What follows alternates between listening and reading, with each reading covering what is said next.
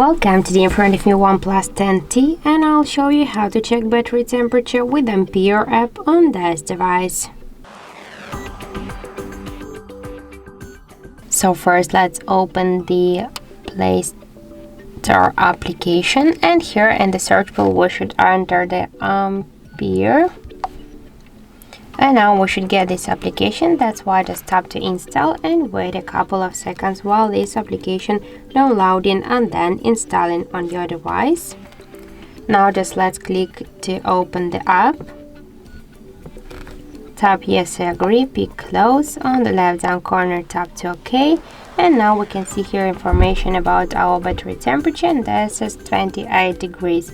Also we can find here more information like the battery level, health, capacity, model of our smartphone, Android version, and more other info. And that's it. So thank you for watching, and if you find this video helpful, don't forget to leave a like, comment and to subscribe our channel.